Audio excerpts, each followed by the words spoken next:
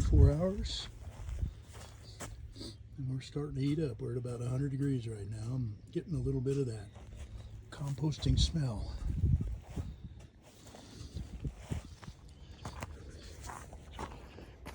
So now we're checking at 48 hours and we're about 140 degrees.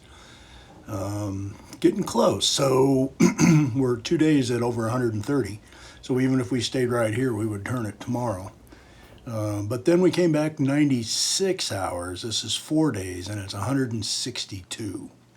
So it's time to turn. You can see the steam there. It is time to get this pile turned. What I'm trying to do here is take what was the hot center and putting it around the outside here, and taking what was on the outside, on the cool outside, and getting that into the center here. Getting that into the heat this time. We're going to try and get every cubic inch of this pile into the hot center over 3 or 4 turns.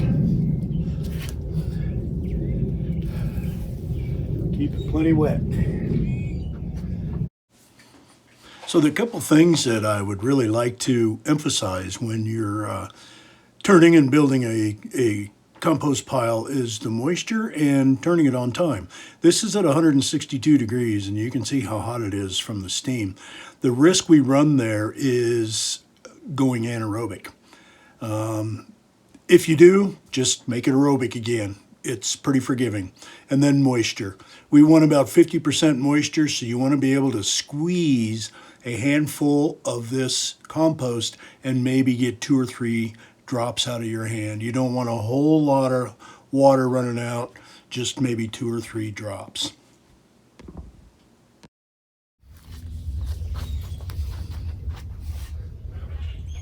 You're probably asking, you're saying, man, that looks like a lot of work for a compost pile. I can just throw some stuff on a pile of leaves out back, some banana peels and tomatoes and eggshells. Yeah, you can.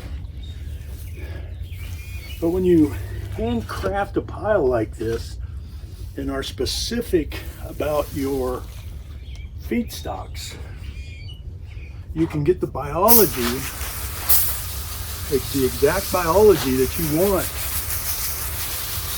for whatever plants you're growing.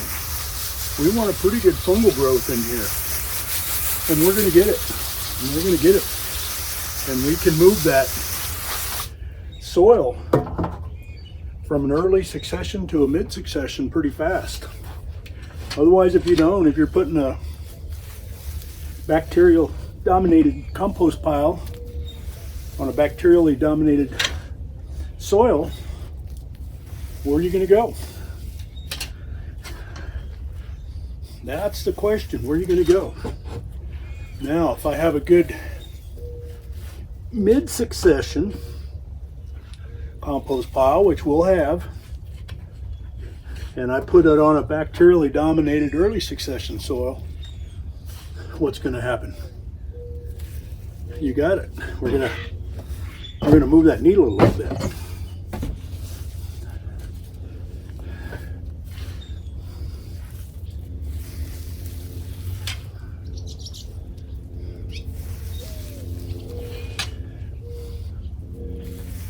It'll take, I'll bet tomorrow, we're back up at 140, 150, and I'll bet within a couple days we're back to 160 again. There's still a little bit of green in here. Keep this going, but that's what we want. We want everything to go through the hot middle so we get rid of weed seeds and parasite eggs. That'll do it. 160 will do it, and 150 will do it in a day. 160, it's probably time to turn it. 140 for 2 days, if that's all you can get it up to. And 130 for 3. That's all in my compost field manual. All this is in my compost field manual. There's really some good stuff in there. The whole theory behind this, and I got a ton of recipes for whatever you want to grow.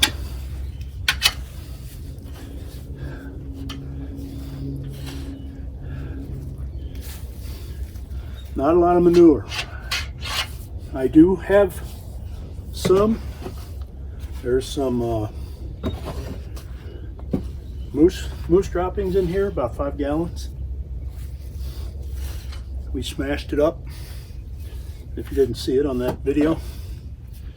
There. I give her another little squirt of water.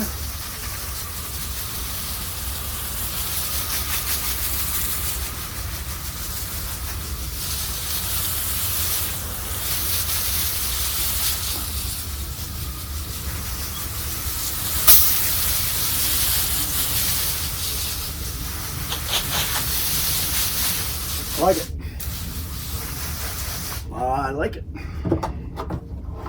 Let's do the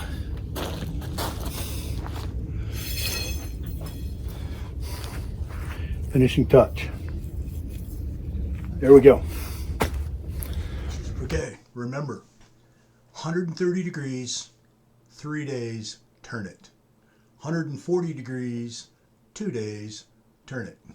150 degrees, 1 day, turn it. 160 degrees, better turn it. Better turn it right now. And water, keep moisture on it. Squeeze a handful of that. Maybe I'll demonstrate that in one of these videos.